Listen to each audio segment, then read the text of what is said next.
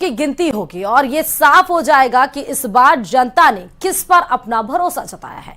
जैसे जैसे ईवीएम मशीनें खुलेंगी वैसे वैसे आंकड़े और साफ हो जाएंगे, लेकिन नतीजे आने से पहले इस बार चुनाव आयोग और ईवीएम पर भी सवाल उठने लगे हैं। लिहाजा अपनी अपनी मांगों को लेकर नेता चुनाव आयोग के दफ्तर पहुंचे और मतगणना को लेकर कई सारे सुझाव चुनाव आयोग को दिए। देखिए इसी पर यह रिपोर्ट। और देश का अगला प्रधानमंत्री कौन होगा, ये कल यानी कि 4 जून को तय हो जाएगा। लोकसभा चुनाव के सबसे आखिरी पड़ाव में कल मतगणना होगी और जिसकी तैयारी हर पार्टी कर रही है। बीजेपी ने भी इसको लेकर अपनी विशेष तैयारी कर रखी है। बीजेपी की क्या है वो विशेष तैयारी, देखिए इस खास रिपोर्ट में।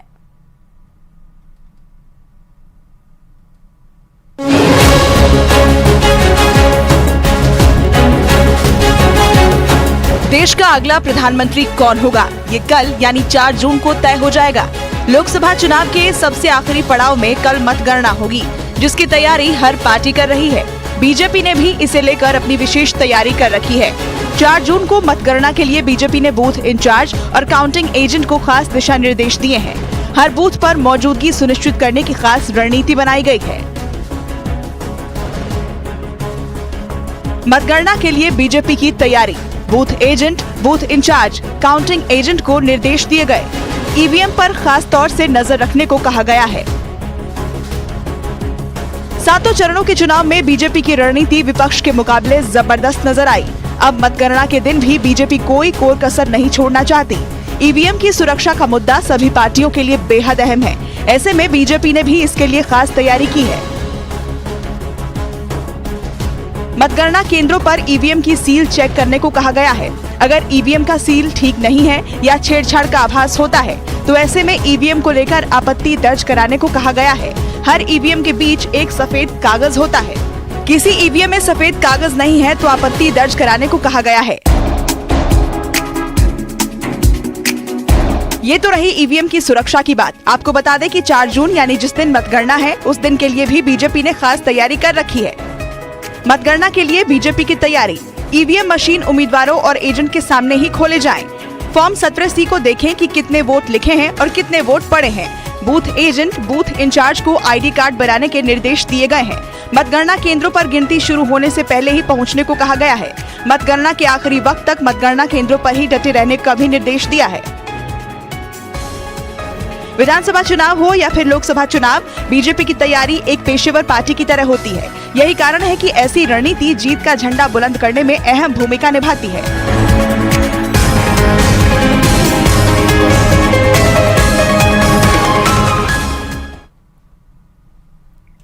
और इस बीच टोंक के देवली से बड़ी खबर यह आ रही है कि गौरक्षा ने गौवंश से भरी पिकअप पकड़ ली है। दरअसल निगड़िया पुलिया के पास पिकअप को पकड़ा गया है। चालक ने गौरक्षा पर पिकअप चढ़ाने की कोशिश की और गौरक्षकों ने पिकअप चालक को पीटा, फिर उसके बाद उसको पकड़ा भी। देवली पुलिस को मौके पर बुला लिया गया है। पुलिस ने पिकअप चालक को गिरफ्तार कर लिया और करीब 10 गायों को गौशाला भी भिजवा दिया। ये तस्वीरें भी हम आपको दिखा रहे हैं। गौरक्षा ने गौवंश से भरी पिकअप पकड़ी है और चालक ने गौरक्षा पर पिकअप चढ़ाने की कोशिश की, तभी गौरक्षकों ने पिकअप चालक को पीटा और फिर उसके बाद पुलिस को सूचना दी। पुलिस मौके पर पहुंची, उसको गिरफ्तार किया।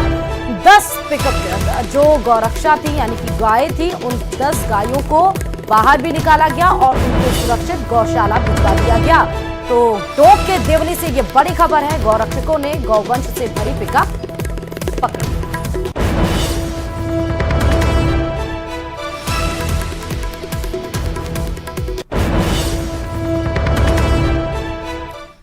और न्यूज 18 मेगा एग्जिट पोल 2024 में तेलंगाना, आंध्र प्रदेश, कर्नाटका, उड़ीसा, पश्चिम बंगाल में भाजपा को महत्वपूर्ण लाभ मिलने का संकेत दिया गया है, जबकि हरियाणा और राजस्थान में उसे नुकसान हो सकता है।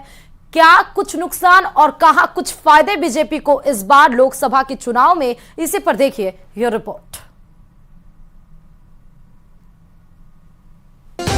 मतदान पेटियां बंद हो चुकी हैं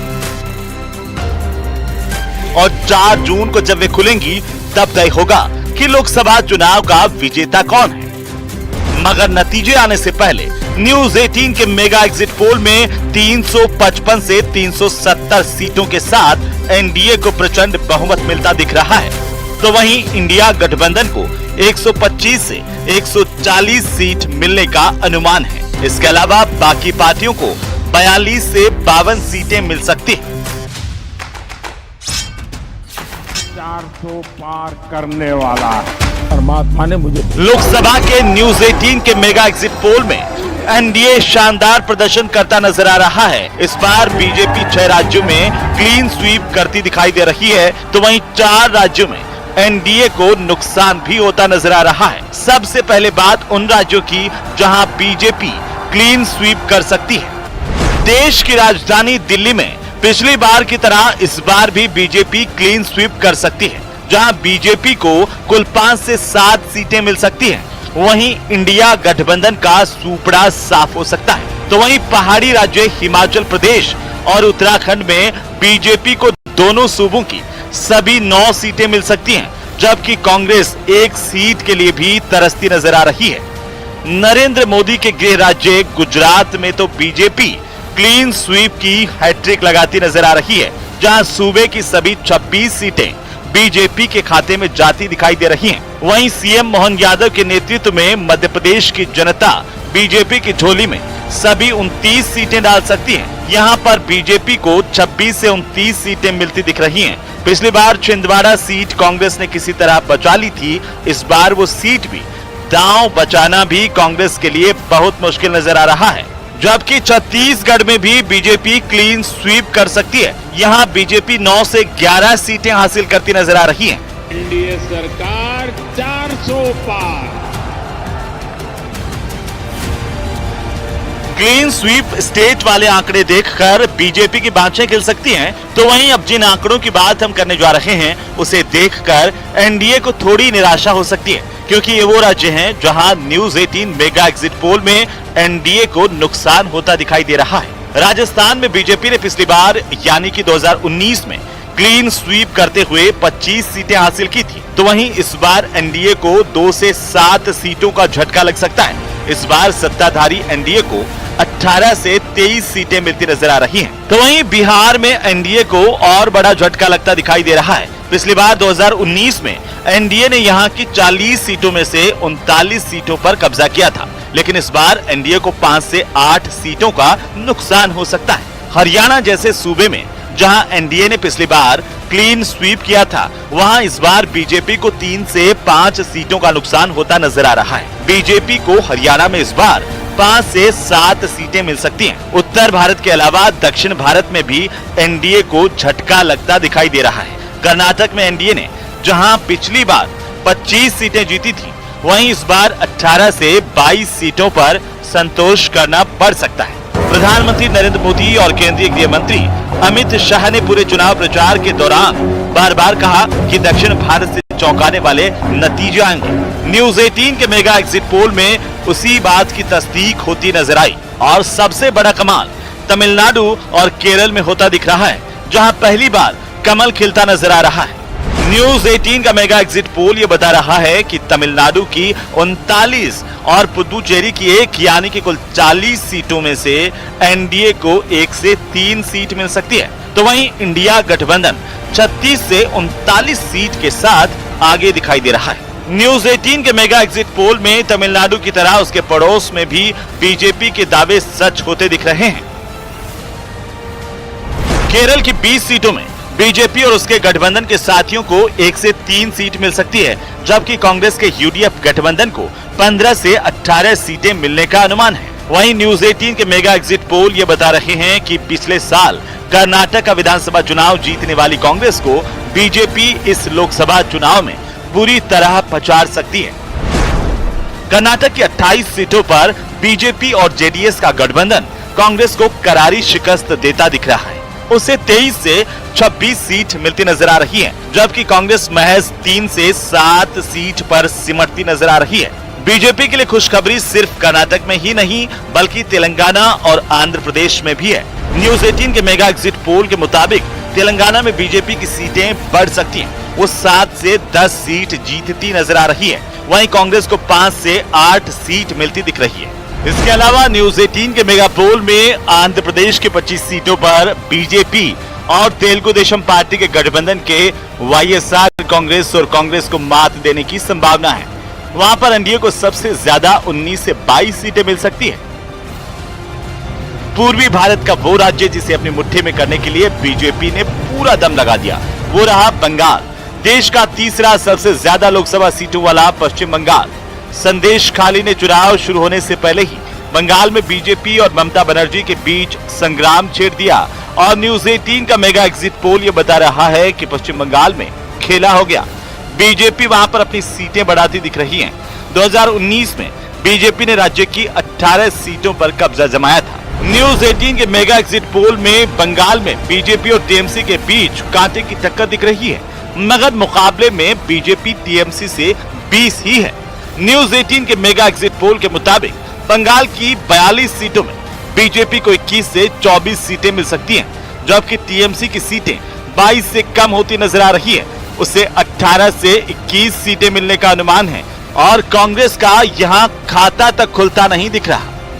कुल मिलाकर बात यह है कि न्यूज 18 के मेगा एग्जिट पोल में एनडीए रिकॉर्ड जीत दर्ज करता नजर आ रहा है, लेकिन जहां जहां बीजेपी को नुकसान हो रहा है वहां बीजेपी को फिर से होमवर्क करना होगा। Bureau report, news 18 Rajasthan. और इस बीच दौसा से बड़ी खबर यह आ रही है कि नाबालिग से गैंगरेप मामले में एक बड़ा अपडेट निकलकर सामने आया। दरअसल एसपी के निर्देश पर अब 5 विशेष टीमें गठित कर दी गई हैं। संदिग्ध ठिकानों पर ये टीमें अब दबिश देंगी और वहां पर पूरी तहकीकात करेंगी, साक्ष्य जुटाएंगी। पुलिस ने एक आरोपी को डिटेन भी कर लिया है। तकनीकी साक्ष्यों के आधार पर ये आरोपी गिरफ्तार किया गया है और जो अन्य 2 आरोपी हैं उनकी ही तलाश के लिए अब पुलिस जगह जगह पर दबिश दे रही है। एक्स हैंडल पर ट्रेंड कर रहा है #justice for Dausa girl. SP ने तीनों आरोपियों पर इनाम भी घोषित किए हैं। बताते चले कि 25 मई को बैजूपाड़ा थाने में ये गैंग रेप का केस दर्ज हुआ था और उसके बाद ही पुलिस हरकत में आ गई थी। आपको हम एक्स हैंडल पर जो #justice for Dausa girl trend कर रहा है वो भी दिखा रहे हैं। फिलहाल नाबालिग से गैंग रेप मामले में पुलिस ने विशेष टीमें गठित कर दी हैं। वही विशेष टीमें अब जगह जगह पर दबिश देंगी। चलिए खबरों में आगे बढ़ते बताते चले कि अरुणाचल प्रदेश के विधानसभा चुनाव में बीजेपी को पूर्ण बहुमत मिल चुका है, जबकि प्रचंड बहुमत की ओर बीजेपी बढ़ती हुई दिखाई दे रही है। वहीं सिक्किम में सत्ताधारी यानी कि एसकेएम विपक्ष का सूपड़ा करीब करीब साफ कर दिया है। देखिए रिपोर्ट।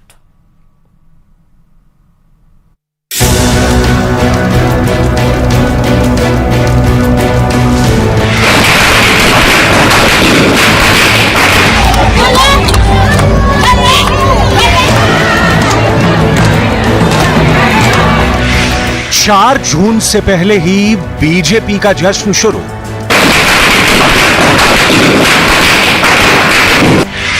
अरुणाचल प्रदेश में बहुत बड़ी जीत की ओर बीजेपी।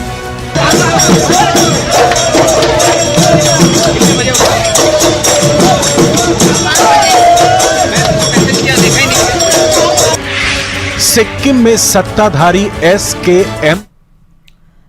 और झालावाड़ से बड़ी खबर यह है कि मध्य प्रदेश के राजगढ़ जिले में एक बड़ा सड़क हादसा देखने को मिला। दरअसल बारातियों से भरी ट्रैक्टर ट्राली जा रही थी, लेकिन उस दरमियान ही बड़ा सड़क हादसा हो गया और बारातियों से भरी जो ट्रैक्टर ट्राली थी वो बीच रास्ते में पलट गई। हादसे में उस ट्रैक्टर ट्राली में जो सवार लोग थे, यात्री थे, वो उसमें से 13 लोगों की मौत की खबर निकलकर सामने आई। और झालावाड़ जिले के जावर क्षेत्र के मोतीपुरा गाँव से ये बारात जा रही थी। बारातियों से भरी ट्रैक्टर ट्राली में 13 लोगों की उस भीषण सड़क हादसे में मौत हो गई। 15 से ज्यादा लोग गंभीर बताए जा रहे हैं, जिन घायलों का इलाज जारी है और उनको भोपाल रेफर कर दिया गया है। मध्य प्रदेश के मंत्री नारायण सिंह सहित डीएम, एसपी भी मौके पर पहुंच गए हैं। झालावाड़ पुलिस प्रशासन भी एमपी प्रशासन के संपर्क में है। बड़ी खबर आपको बता रहे हैं एमपी राजगढ़ से, जहां पर ये बारातियों से भरी ट्रैक्टर ट्राली पलट गई। 13 लोगों की मौत की खबर आई है। 15 से ज्यादा लोग घायल बताए जा रहे हैं। सबको भोपाल रेफर कर दिया गया है।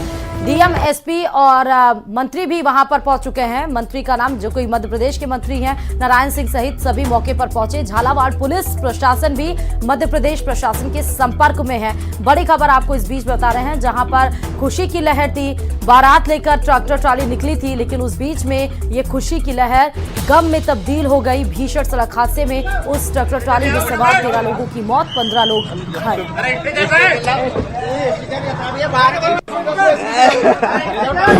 राजगढ़ झालावाड़ की बॉर्डर पे आज एक बहुत दुखद घटना हुई, जिसमें करीबन 9:30 के पास जो ग्राम मोतीपुरा है, वहाँ से जो झालावाड़ जिले में थाना जावर है, वहाँ से एक बारात जो है वो यहाँ पर कालीपीठ थाना क्षेत्र में आ रही थी। कुछ लोग उसमें ट्रैक्टर में थे और उसी के साथ साथ बाइक पे भी कुछ लोग जो परिवार के सदस्य हैं, करीबन 10-12 लोग बाइक्स पे महिला पुरुष आ रहे थे। प्रथम दृष्टि जब हमें सूचना मिली तो मैं स्वयं भी मौके पे पहुंचा था। वहाँ पर क्योंकि ट्रैक्टर की जो ट्रॉली थी वो रोड से नीचे उतर गई थी, जिसके कारण कुछ लोगों को चोटें आई थी और कुछ लोगों का निधन हो गया था। वहाँ पर तत्काल हमारी करीबन 7 से ज़्यादा एम्बुलेंसेज जो थी 108 की, वो सब वहाँ मौके पे थी। प्राथमिक उपचार करते करते उन सभी लोगों को यहाँ पर लाया गया। बहुत दुखद बात है कि करीबन 13 लोगों का इस दुर्भाग्यपूर्ण घटना में निधन हो गया है। शासन की तरफ से जो भी मदद हो सकती है या झालावाड़ पुलिस और हमारे बीच में सतत संपर्क बना हुआ है। वहाँ की पुलिस भी यहाँ के लिए रवाना हुई है और जो हमारी तरफ से सहायता लगेगी वो हम सभी लोग उनको मुहैया कराएंगे।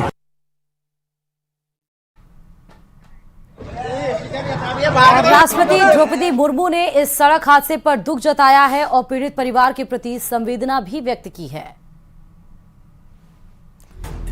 तो एक्स हैंडल पर पोस्ट करते हुए राष्ट्रपति द्रौपदी मुर्मू ने मध्य प्रदेश के राजगढ़ जिले में हुई सड़क दुर्घटना में अनेक लोगों की मृत्यु का समाचार बहुत ही दुखदायी है। अपने स्वजनों को खोने वाले परिवारों के प्रति मैं गहन शोक संवेदना व्यक्त करती हूं तथा घायल हुए लोगों के शीघ्र स्वस्थ होने की कामना भी करती हूं। और अब ये खबर उत्तर प्रदेश के मेरठ जिले से है, जहां पर चलती कार में भीषण आग लग गई और कार में जिंदा जो बैठे थे वो 4 लोग जल गए। कड़ी मशक्कत के बाद आग पर काबू पाया गया। पुलिस ने 4 शव बरामद किए हैं। उस कार के अंदर से मरने वालों में एक बच्चा भी शामिल बताया जा रहा है और लगभग रात 9:30 बजे के आसपास की ये घटना बताई जा रही है। मरने वालों की ही नहीं, कोई पहचान हो सकती है। कार के नंबर से पहचान करने की कोशिश की जा रही है। सिलेंडर लीकेज या ब्लास्ट से कार में आग लगी है, ऐसा बताया जा रहा है। फायर ब्रिगेड जो कार में रखी रहती है, शायद या कोई लीकेज गैस का हो गया था, जिस वजह से कार में आग लग गई। कार की ये भीषण तस्वीर हम आपको दिखाया है। दूसरी तस्वीर आप देख सकते हैं किस तरह विकराल रूप धारण किए हुए उस पूरे आग ने पूरे कार को अपने आगोश में ले लिया। उस समय कार में सवार 4 लोग बताए जा रहे हैं। पुलिस ने 4 शवों को बरामद किया है। 4 शवों में से एक मासूम बच्चे का भी शव बताया जा रहा है। रात करीब 9:30 बजे की ये भीषण घटना बताई जा रही है। आप देख सकते हैं क्या बुरा हाल हुआ होगा एम्स में बैठे उन सभी लोगों का, कितनी दर्दनाक मौत से वो होकर गुजरे हैं। फिलहाल ये चलती कार में लगी भीषण आग की तस्वीर आपके सामने उत्तर प्रदेश के मेरठ जिले से। और इस वक्त की चौंकाने वाली खबर सामने आ रही है। मुंबई 1993 बम धमाकों के दोषी के जेल में हत्या हो गई है। कोल्हापुर के कलांबा जेल में बंद 5 कैदियों ने इस हत्या को अंजाम दिया। 70 साल के कैदी का नाम मनोज गुप्ता था। 1993 में हुए सीरियल बम धमाके का दोषी यह मनोज गुप्ता बताया गया था और वे उम्र कैद की सजा काट रहा था। बम धमाकों के लिए आरडीएक्स और हथियार लैंडिंग में शामिल था। पुलिस इस पूरे मामले की जांच में अब जुट गई है।